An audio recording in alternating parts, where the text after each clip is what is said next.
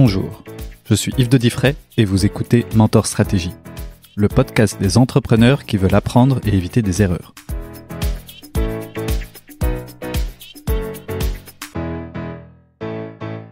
Dans cet épisode, vous allez faire la connaissance de Michel Eckhout. Michel est une personne formidable qui a eu une belle carrière dans la grande distribution. Au cœur d'un secteur en pleine mutation, il a sans cesse dû s'adapter pour emmener ses équipes vers la croissance. C'est donc tout naturellement qu'il nous livre ses clés du change management. Nous l'écoutons. Merci Michel. Bonjour Michel Eckhout. Merci d'être venu aujourd'hui. Donc, je vais peut-être vous laisser vous présenter pour le début.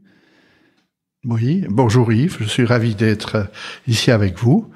Et donc, mon nom est Michel Eckhout et j'ai eu une carrière essentiellement dans le groupe Delhaize où j'ai assumé pas mal de fonctions.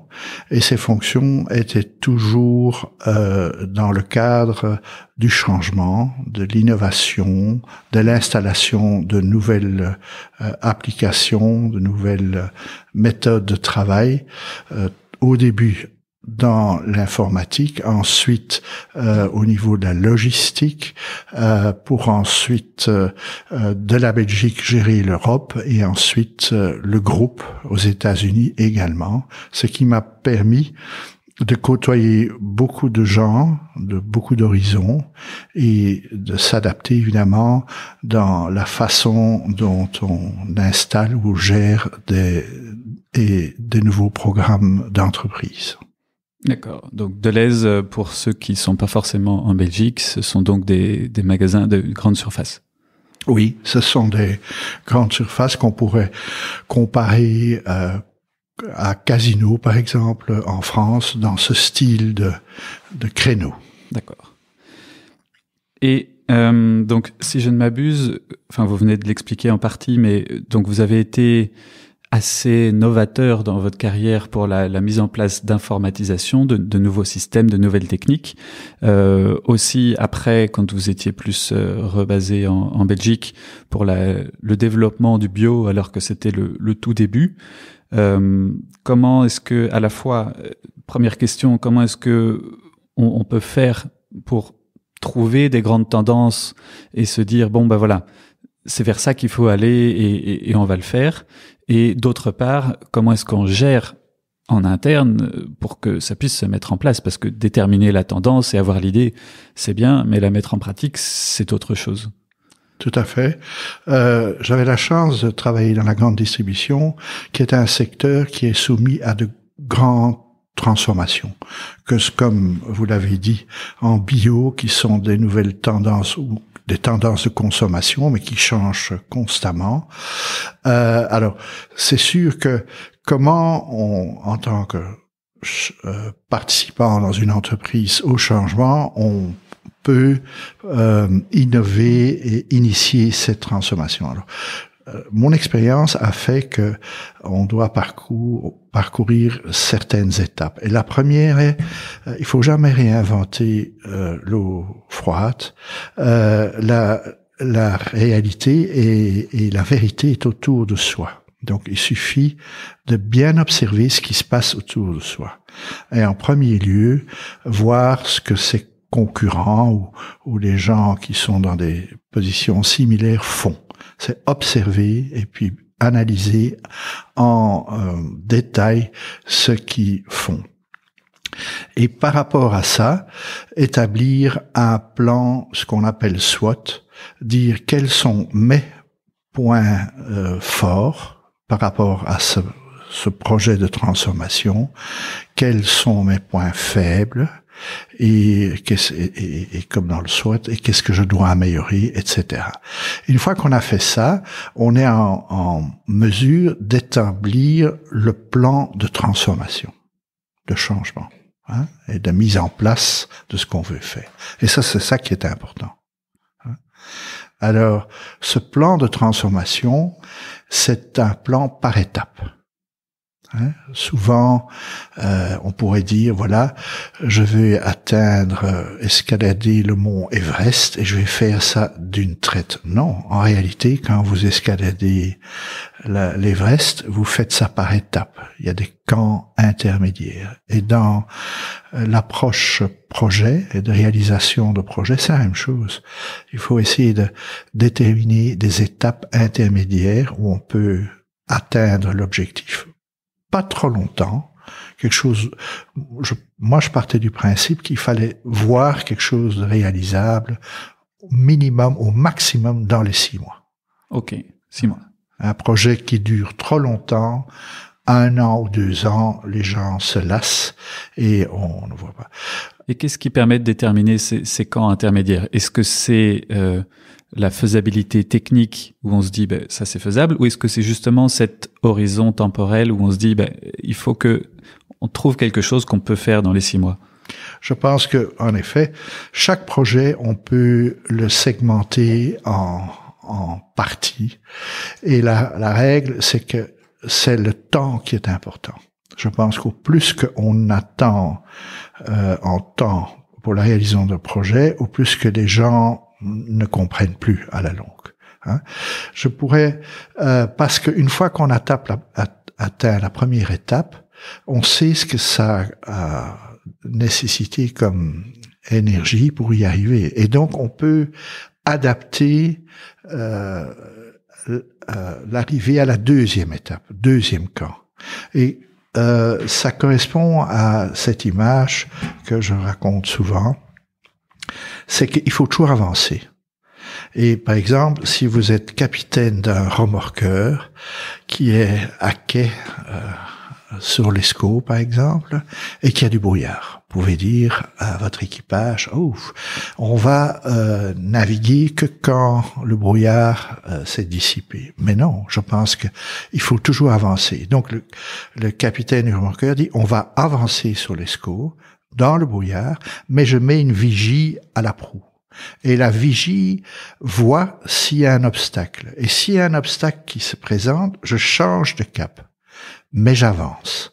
Et je pense que c'est une philosophie, à mon avis, très importante, c'est de toujours avancer, hein, avec les yeux ouverts, évidemment, et d'adapter son plan de transformation au fur et à mesure qu'on avance. Et je pense que ça, c'est une recommandation importante. Oui, c'est ça. Donc, en fait, on sait où on veut aller. On essaye de déterminer des étapes, mais au fur et à mesure, quand on avance, on réajuste si nécessaire et éventuellement, on change le deuxième camp de base s'il n'était pas opportun. Ouais. Maintenant, ça, on pourrait dire, tout ça est empirique, pas du tout. Pour arriver au premier camp de base, on a établi un plan précis de ce qu'il faut faire et cela est suivi d'une façon minutieuse. Hein. La gestion de projet est un élément important et on fait ça collectivement avec toutes ces équipes parce que tout le monde participe au plan de transformation. Il le connaît, ils y ont participé dans l'élaboration de ce plan de transformation. Donc tout le monde sait vers où on veut aller et tout le monde sait aussi ce qu'il doit faire. Et ça doit être un projet enthousiasmant. Il faut que les gens s'y retrouvent. Et dire, en réalisant ce projet, bio par exemple, je vais augmenter mes compétences dans ce domaine. Et donc, on dit souvent en anglais, le plan de l'entreprise doit être enthousiasmant. Et en anglais, on dit, what's in it for me? Qu'est-ce qu'il y a pour moi dans ce plan?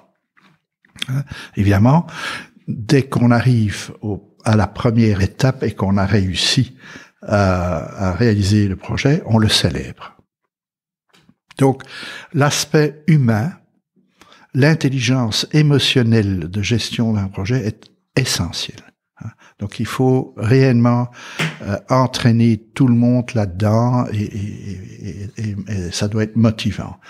Pour cela, évidemment, celui qui dirige le projet doit être aussi quelqu'un qui a, bien entendu, une intelligence émotionnelle, qui sait discuter avec ses équipes et qui sait aussi, à un moment donné, comprendre quelles compétences manque dans l'équipe ou doit être renforcé dans l'équipe.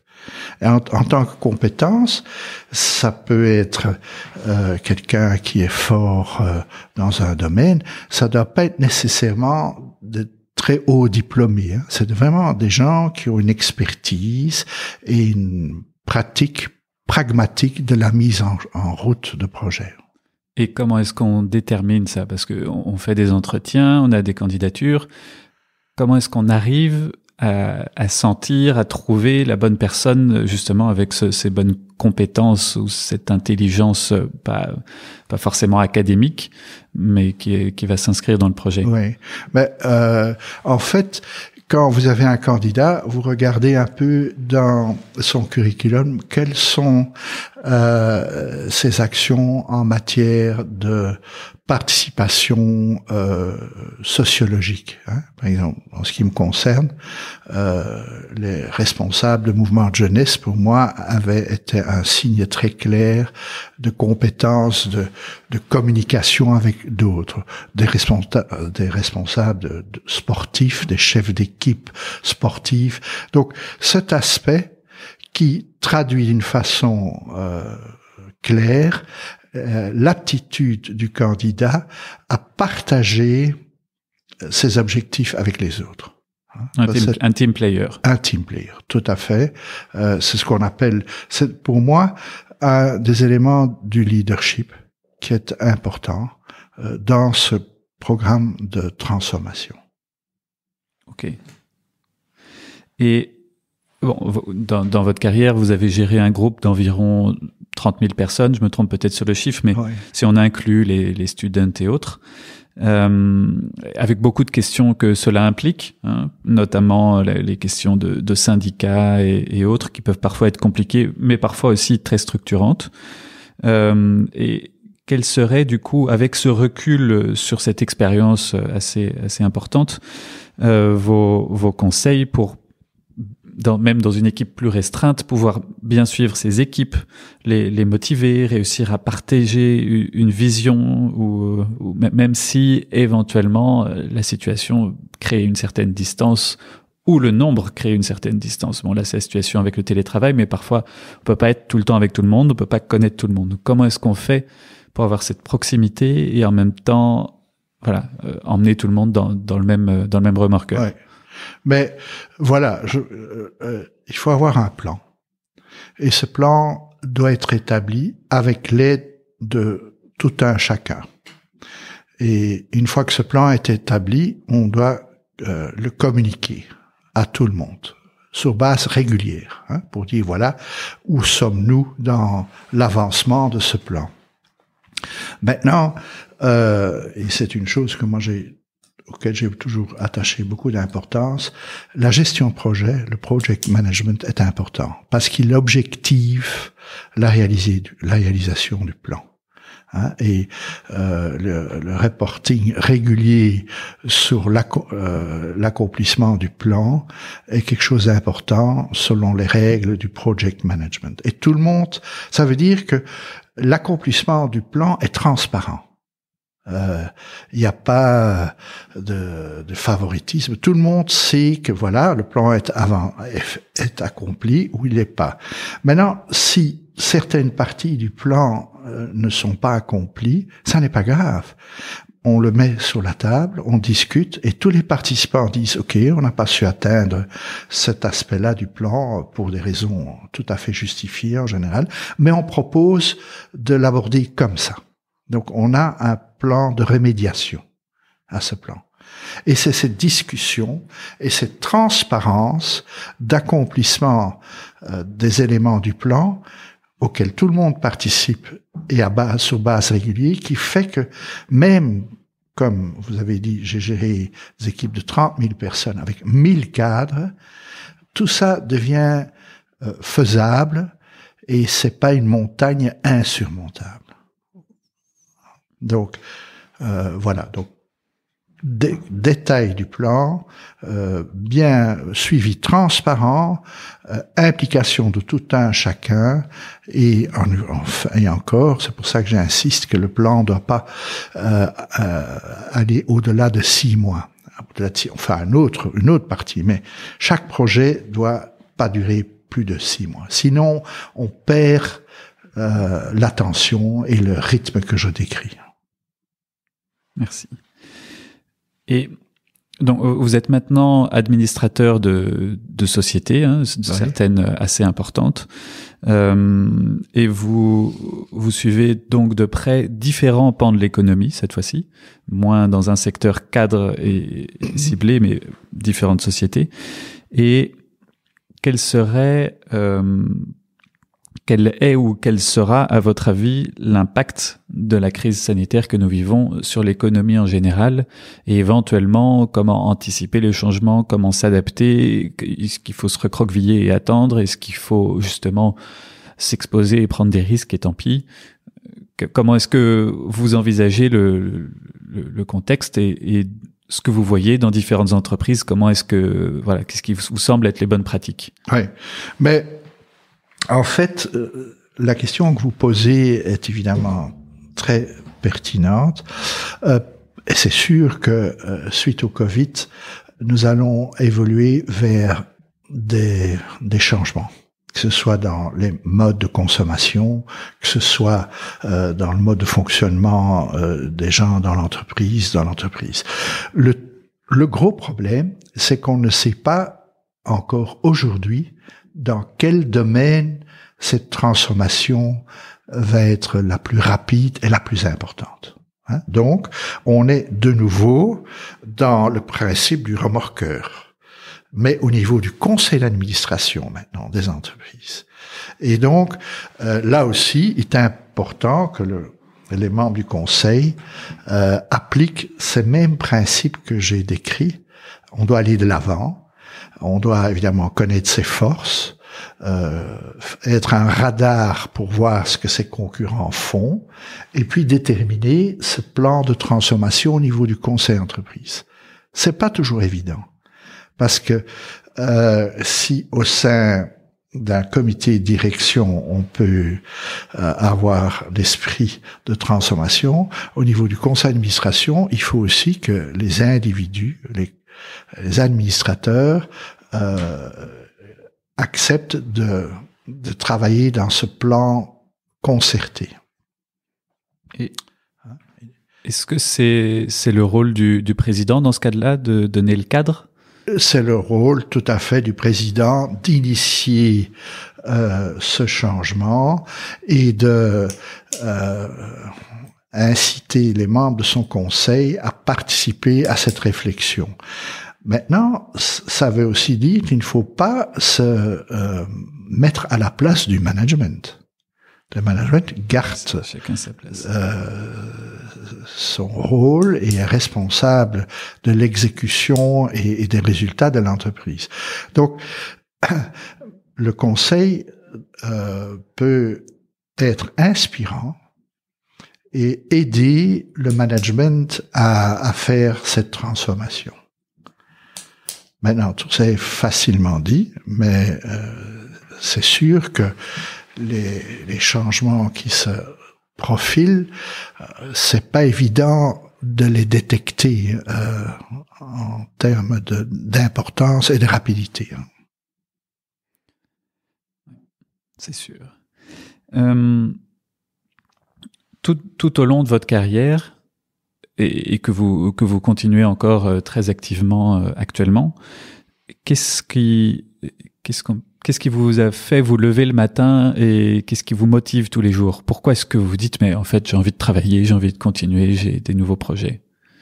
Mais je trouve que participer à l'évolution de la société et d'être un modeste acteur du changement est quelque chose que j'ai toujours fait et qui me passionne toujours.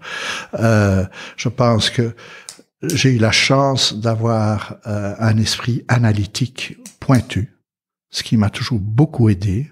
Et donc, justement, le radar, de voir autour de soi qu'est-ce qui émerge et qu'est-ce qui est important et qu'est-ce qu'on devrait peut-être faire, ça m'aide beaucoup.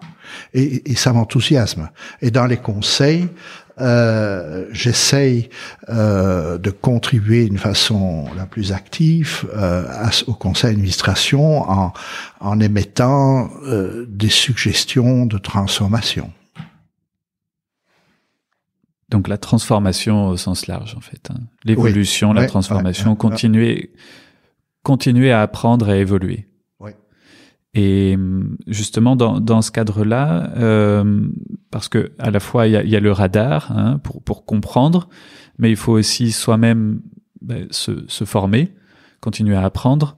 Comment est-ce que tout au long de votre carrière, vous vous êtes formé? Est-ce que c'est par des mentors éventuellement, par des livres qui vous ont particulièrement marqué, des podcasts que vous avez écoutés ou des émissions que vous suivez? Et si oui, lesquels? Qu'est-ce qui... Ouais. Mais Yves, je trouve que ça, c'est la clé. C'est une question tout à fait pertinente et importante. Moi, j'ai beaucoup cru et eu l'occasion d'avoir de très bons mentors. Et des gens qui ont une intelligence émotionnelle et qui m'ont indirectement, par leur attitude, appris énormément de choses. Donc, avoir un mentor qui est ouvert à transmettre aux autres ses idées et ses conseils est important, mais de l'autre côté, être l'élément qui est ouvert à écouter et à analyser et voir ce que le mentor dit est important. Je vous donne un exemple de cela. J'ai eu la chance pour Deleuze d'être administrateur d'une très grosse marketplace américaine. Et donc on avait des réunions à New York tous les mois. Administrateur, autour de la table, il y avait tous les grands patrons des distributeurs internationaux, Walmart, Kroger. En fait, des gens relativement inaccessibles. Et rien que de les voir agir à ces conseils, réagir à travers des propositions ou des discussions, était pour moi une leçon extraordinairement importante. Et donc, l'apprentissage, il est partout. Il faut simplement l'observer et le percevoir. Et donc, c'est vrai que je recommande à tous de bien regarder autour de soi et de profiter de l'apprentissage potentiel que beaucoup de personnes autour de nous ont. Et comment est-ce qu'on trouve un mentor, entre guillemets? Ça se fait tout seul? Non, en général, oui. C'est-à-dire que le mentor est en général quelqu'un qui gère soit un projet important, soit une entreprise importante, qui est dans le domaine proche du vôtre. Hein.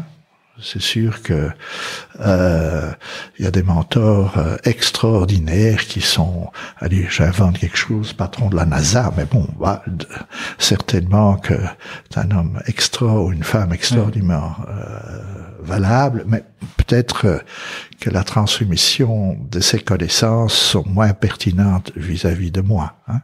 Donc, dans son environnement professionnel, et en général quelqu'un qui est hiérarchiquement au-dessus de soi, mais aussi des collègues et des amis. Hein? Ça n'est pas nécessairement un supérieur, ça peut être autour de soi. Détecter des gens qui ont une approche émotionnelle et intelligente positive. Mais c'est vrai, le mentor est un des éléments essentiels pour moi de la progression personnelle. Ça va avec le titre du podcast, donc ça tombe bien. Ben oui, on retombe sur nos pattes. Hein. Et vous en avez déjà probablement dit une partie, mais quels seraient selon vous les principaux secrets de la réussite? On va pas dire que c'est des vrais secrets, mais dans l'esprit, vous comprenez. Hein. Mais donc, je crois qu'il faut constamment garder les yeux ouverts, avoir un plan, hein, être prêt à modifier le plan en route, selon la réalisation des étapes, être résilient, parce que un plan de transformation, ça n'est pas toujours facile, donc il faut tenir le cap et avoir un bon leadership par lequel on essaye d'engager un maximum et motiver un maximum de gens de participer à la réalisation du plan. Avec le fait de toujours apprendre aussi. Et toujours apprendre, c'est sûr. Et est-ce que dans votre carrière, il y a eu certains échecs ou certaines difficultés qui vous ont particulièrement marqué ou qui vous ont particulièrement formé aussi?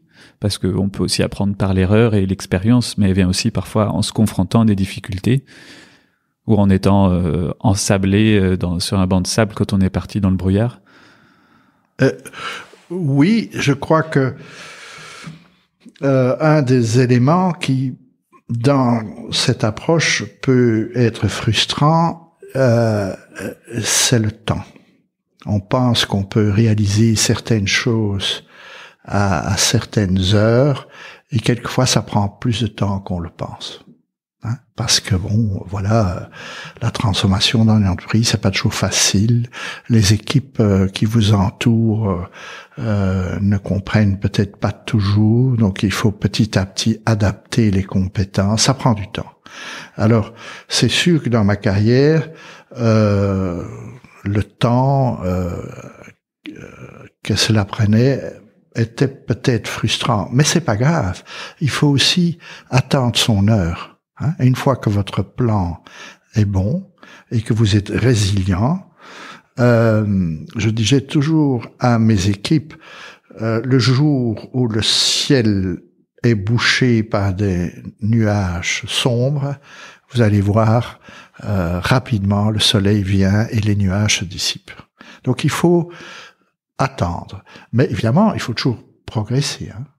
J'ai eu la chance de ne jamais être tombé contre un mur infranchissable.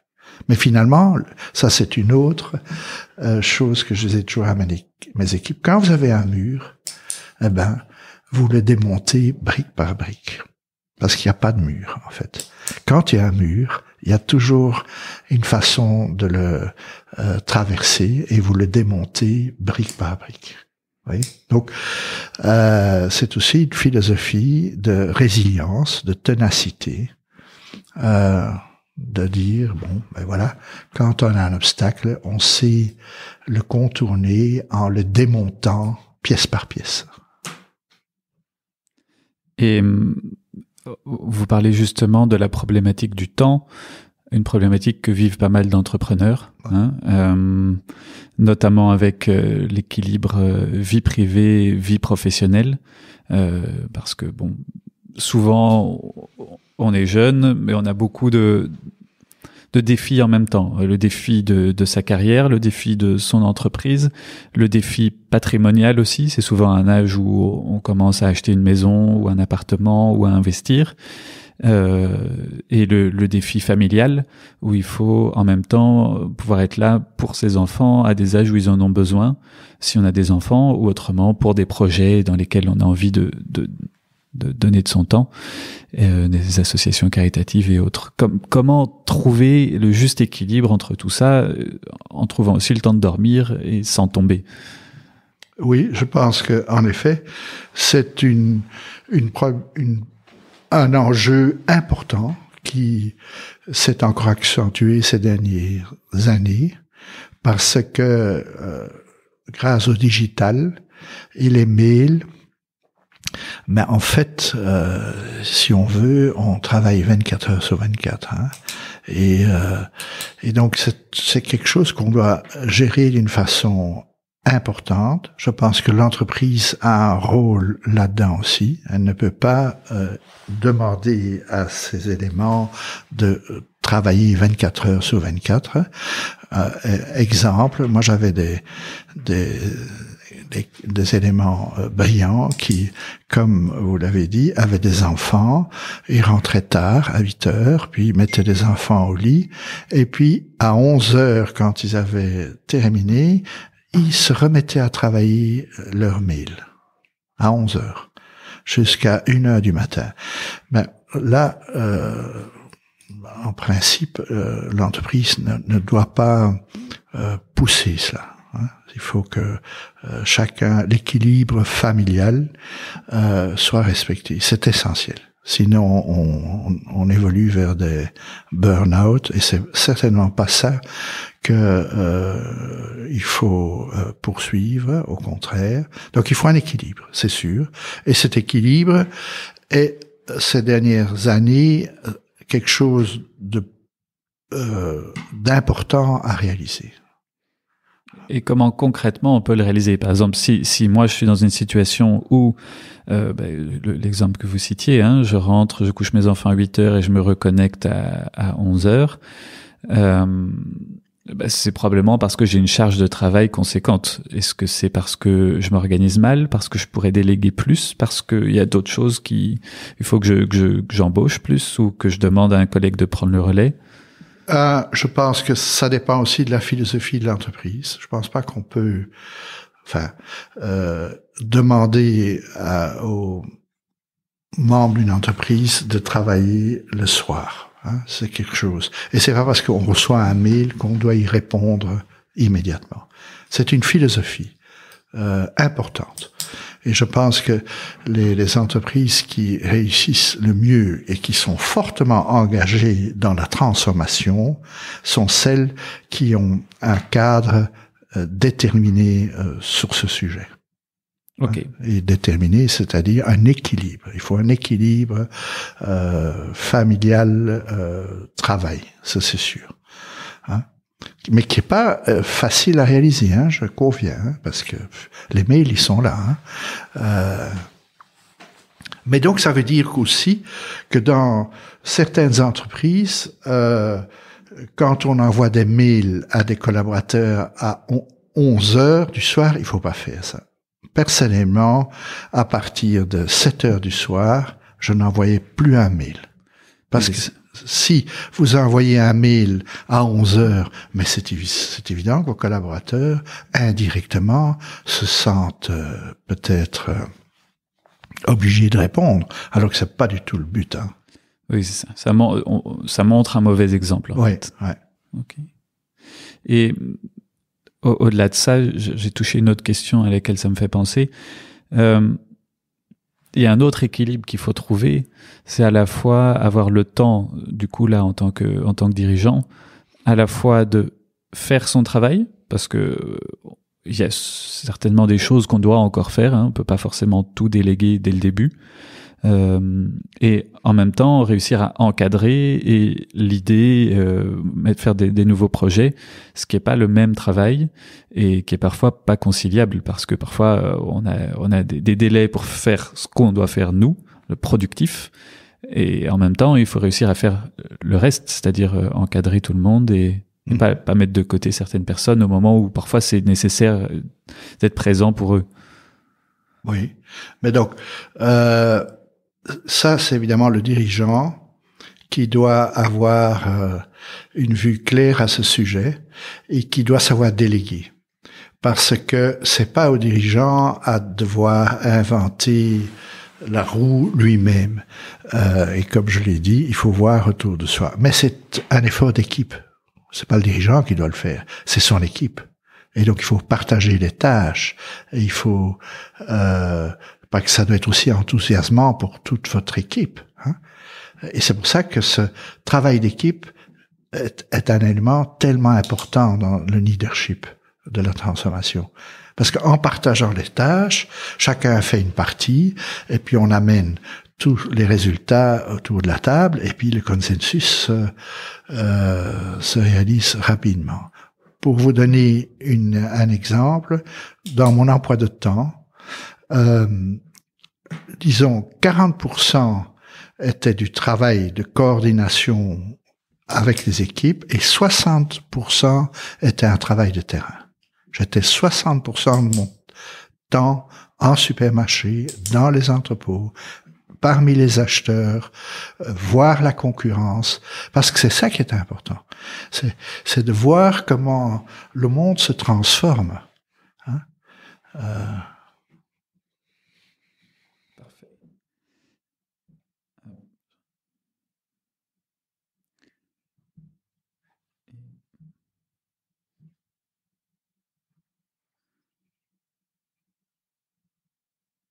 Oui, si c'était à refaire, qu'est-ce que vous feriez différemment? Si c'était à refaire, je referais la même chose, parce que je crois que j'ai eu beaucoup d'opportunités dans cette transformation, et des transformations à réaliser qui étaient difficiles. Mais apparemment, c'est quelque chose qui me plaît. Hein, sinon, la seule chose que aujourd'hui je me dis, tiens, peut-être aurais-je dû créer ma propre entreprise. Parce que finalement, et ça n'était pas grave, mais je travaillais pour un grand groupe dont je n'étais pas le propriétaire principal. Mais après coup, je dis au fond, en étant entrepreneur et créer sa propre entreprise, aurait peut-être été intéressant. Mais je n'ai pas de regrets.